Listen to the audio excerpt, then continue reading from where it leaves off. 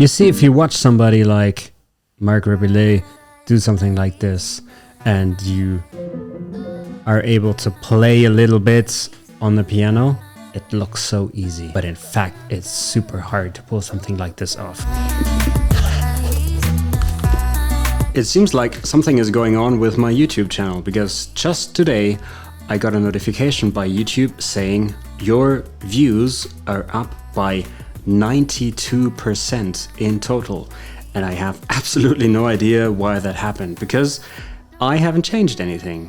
All I'm doing is I'm playing around and I keep uploading things. And not just that, but also the amount of subscribers has increased tremendously in the last couple of days. And tremendously for me is, well, I'm now almost at 700 subscribers. Right now I'm at 697. So to all of you who are maybe new on my channel, welcome to my channel. My name is Ben, and what am I doing actually?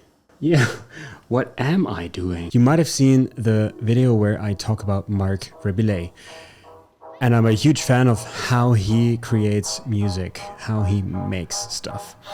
And in here in Munich, I'm very close to some musicians and also shops, and I could just get a looper from a shop, borrow it of course, and now I can see whether I can get that to work with my piano. But I need a power supply, so I had to go to another shop, all for the sake of trying whether or not I can actually do something with the looper. Okay, gotta turn off my monitor because I need the power cable. That looks kind of good. It already does something.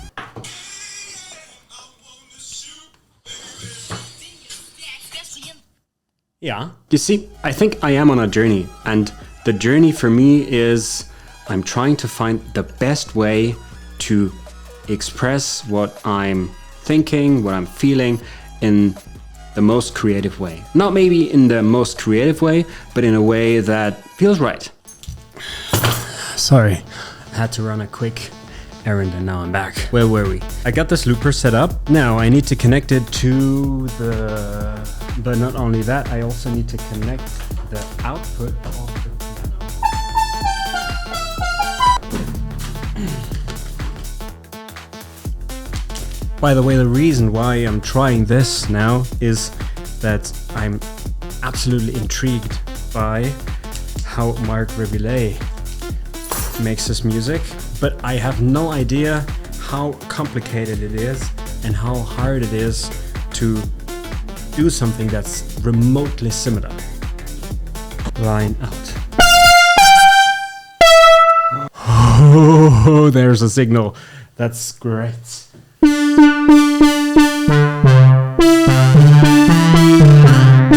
And a thing that I like to explore is music in the best way I can. I'm not a super musician, but I like to play with instruments as well as I can. So now, before I press any of these buttons, what have I done? Now I have my e-piano connected to this looper, and the looper goes into my Rodecaster, which I'm using for sound recording. So technically, if I press this now, after I've played something, or before, we'll see. It should work. Maybe I need another cable.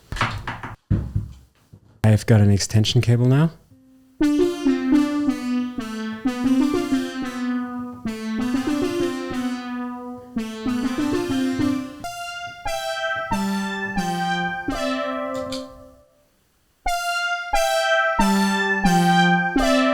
Look, Mom, no hands. I know what I'm missing. Because so far I'm using the headphones out, so maybe the line out will be better. It doesn't work at all. And so I look at what other artists do and people that I find inspiring and try to see how I could kind of turn that into my own. And the last one I encountered was Marc Rebillet. And so now I'm curious how hard is it to implement that into my work? All right, why don't I move all this over here?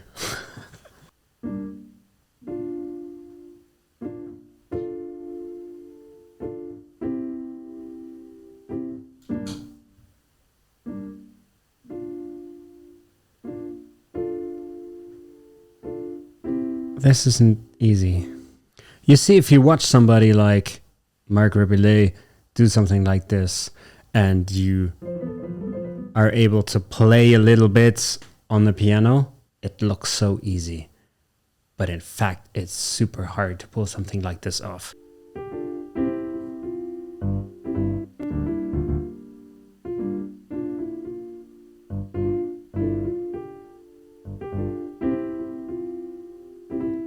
I need some bass. That's kind of like the first proper attempt to produce something like this with something like that.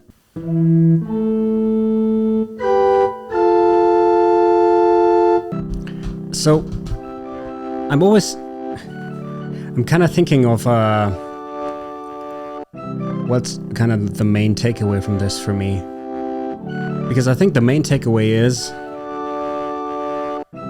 it's maybe worth following the road. And now, of course, the sound isn't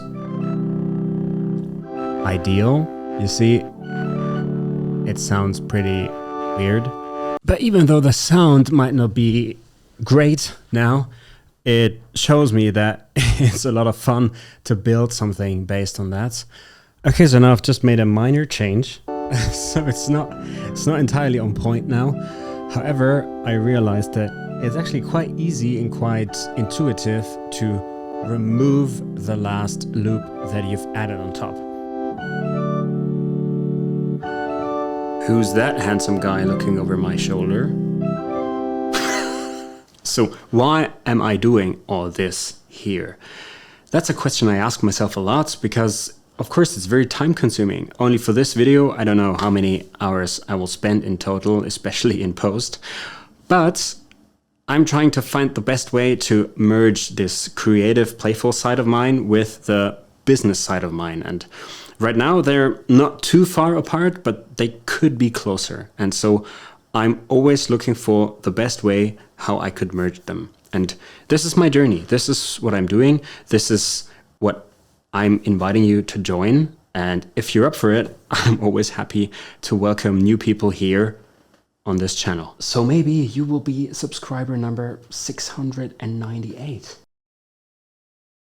You see, I always like to do these experiments because if you are looking at buying new gear, buying something like the looper that Marc Rebillet uses, for example, is I think 500 euros, which I think is okay for what the device does, but of course is a lot of money. So playing with a looper is indeed fun, and I'm pretty sure I want to do it more often. However, I don't know in what context it actually makes sense for me, because investing in a device that Marc uses, that's a lot of money, and not knowing what I'll do with it, that's quite a big risk. So we'll see.